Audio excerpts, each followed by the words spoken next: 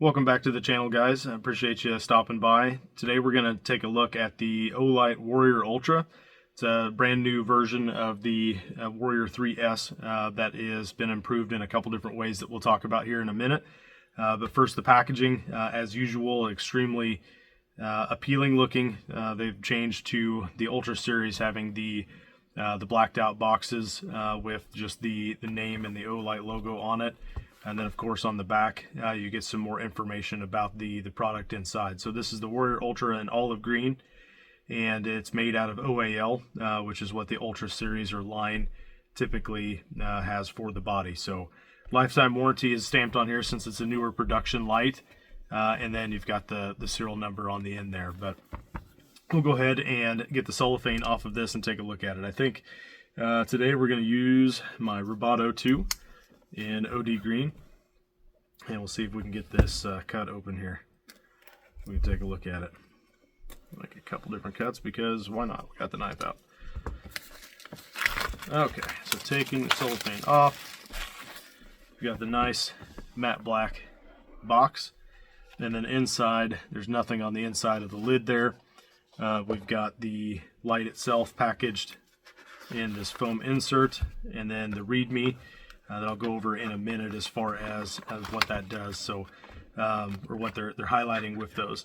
And then you've got your package that's got your case, a magnetic, I assume MCC3 charging cable, and then the instruction manual. And it's got your open tabs on the end here. So the case for this one, it looks like, is similar to the Warrior 3S, but it's just a different color. I don't know if all of the colorways of this light are going to have different colors for the nylon clip, but it's a very nice, got a MOLLE web on the back that you can weave in or just use with a belt loop as a quick detach with the button, or you can run a belt through it, whichever your preference is. You can also put a carabiner on it and a few other things, and it's got the Olight branding on it. So very nice little package there for something to carry it in or store it in if you're putting it in a bag and want to keep it protected. Although this one being with the OAL finish, and then you got your instruction manual and everything too. But for now, we'll toss all that stuff off to the side in the box and get to what you guys really are here to see, which is the Warrior Ultra. So inside the packaging here, pull the light out, and first impressions, it is absolutely beautiful. I don't know how well it's going to show up on the camera, but it's got a really nice matte black bezel, which is something that I appreciate when the lights come with that. A lot of times, even the black lights are going to have some sort of like a chrome blue or a reflective blue bezel on the front. It's not overly aggressive, so I don't think it's going to be one that's going to tear up your pockets, but it definitely is going to give you a purchase point if you're using it for a defensive device. It does leave an imprint there, so on the palm of my hand. It's already going away, but you can see how that would be advantageous as a striking tool if you needed to use it. It's got a single LED emitter in the top of the bezel there, and the traditional markings of the Warrior series. It says Warrior Ultra here on this bezel, and then you've got Olight made of OAL. So again, the OAL is a enhanced aluminum essentially that Olight has created, and it's stronger than traditional flashlight aluminum, and it's a lot more impact and scratch resistant for the finish as well. The olive green is actually the natural color when they go through the parkerization process of the bare OAL aluminum. There's no dyes or colors or anything added to this or done with the anodization to make it this color. So this is naturally what the Olight aluminum goes to for the color. So you've got your belt clip. It is reversible. You can take it off here and put it here to reverse it if you want to carry it button down. And it looks like the button is the same design, but they've added some more checkering on the back side to make it a little bit less slick for the button. And then the side button is got the Ultra, and then it's got the laser pinpoint mesh for the battery and the brightness illumination on the side there. So We'll go ahead and take a look at the battery on the inside here. And what that yellow card does is tell you a couple different things. Any of the lights that ship with a protective film over the lens, it tells you to remove that before use so that you don't melt anything or cause any problems there. And then the other thing it tells you is that you need to either take the light out of lockout mode or you need to re-establish connection with the battery. And you do that by taking out these burst discs on the inside of the battery compartment. And those are there to keep the battery from making connection and shipping, so it doesn't drain or accidentally turn on and damage the packaging or the light or anything else. So it's a 21700 milliamp or 21700 series battery, 5000 milliamps, 3.6 volts is the output, which is the same battery that the Warrior 3S series has.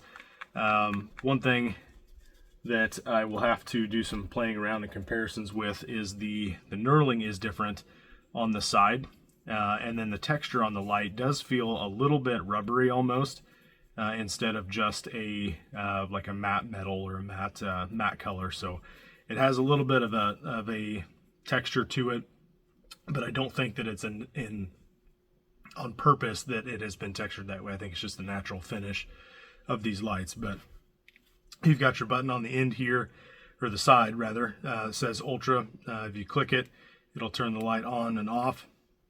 And then if you click and hold it, it toggles through low, medium, and high. And then you can see the status of it on the side. If you double tap it, it'll go to turbo. And then if you click and hold it while it's off, it'll light up moonlight mode. So moonlight mode, low, medium, high, and turbo is the light modes that this comes with. And then the tail cap, if you depress it momentarily, it will do a permanent on when you let go of the button. And the first stage is a low, and then you push it a little harder all the way, and it gives you the high. And if you just momentarily press either slightly or all the way and let go, it'll give you a constant on instead of a momentary if you're just tapping it with your finger. So I do like that, how it's set up out of the box for that.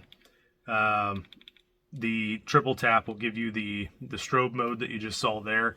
If you triple tap the side button, you can also change the UI in the light to how this rear tail switch interacts with your depressing. So out of the box, it's low and high for the light modes.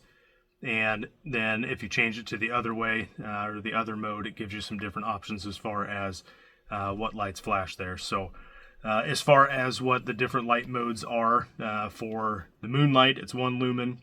For the low, it's 15 lumens, which will give you 130 hours of runtime. The moonlight 1 lumen is like something insane, like 55 days. Medium is 200, and that'll give you 13 hours of runtime. High is 800, and it's 168 minutes.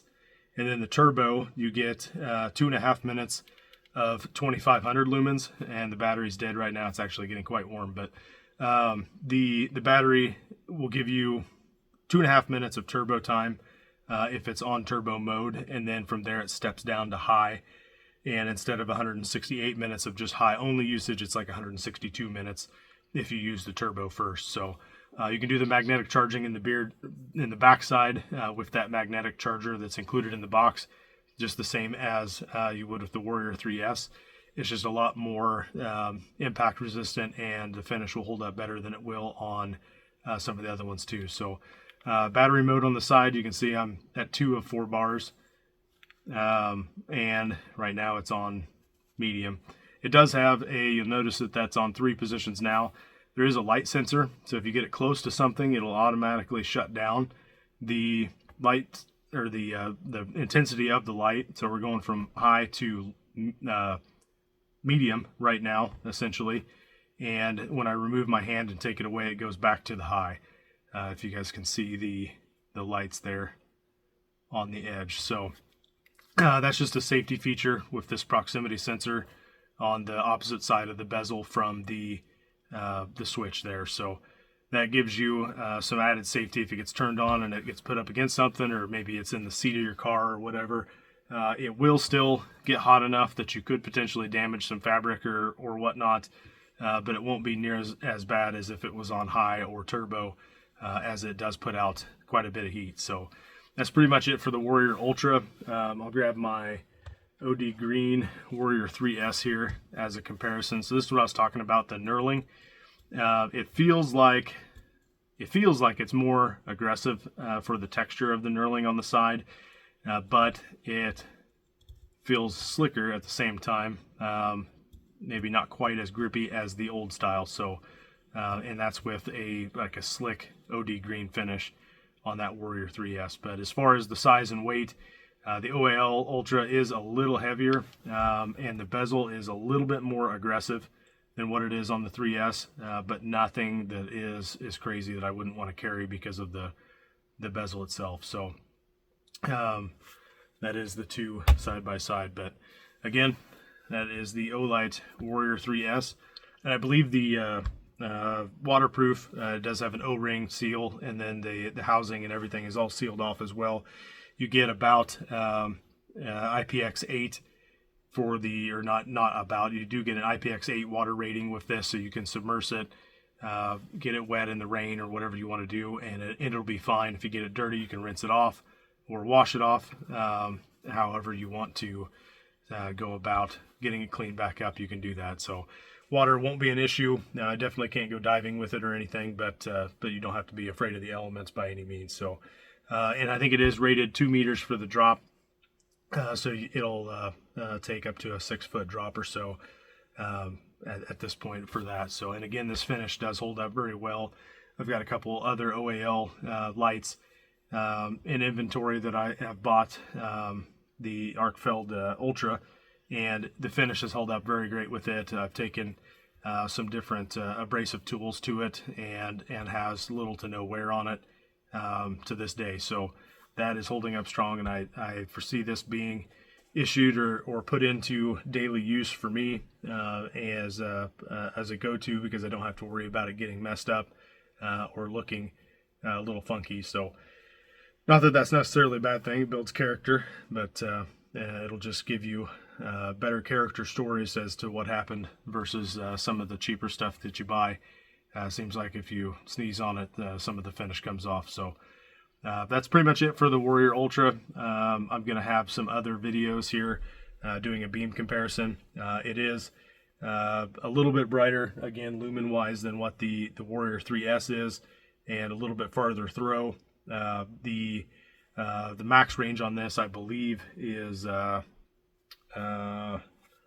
320 meters versus the Warrior 3S was 300, I believe. So 320 meters is the maximum beam distance on this, and it's 300 meters on the Warrior 3S. So appreciate it. You guys sticking around for the end of the video. If you already have an Olight account, great. You'll be able to go on to the Olight store and purchase these, as well as any of the other vendors that they have. If you don't have an Olight store account, there'll be a link in the description of this video you can click on. For my affiliate code, it does take you to the store where you can set up an account and log in, and once you do, you get a $10 coupon for using my referral link, as well as a keychain flashlight with your first order, and then it does help this channel by giving me a small kickback for the things that you buy, so I can continue to bring things like this to you. So I hope you enjoyed the video, and again, appreciate you sticking around, and make sure you like and subscribe so that you get notifications of the new stuff that I have coming. Appreciate it. Thank you, guys.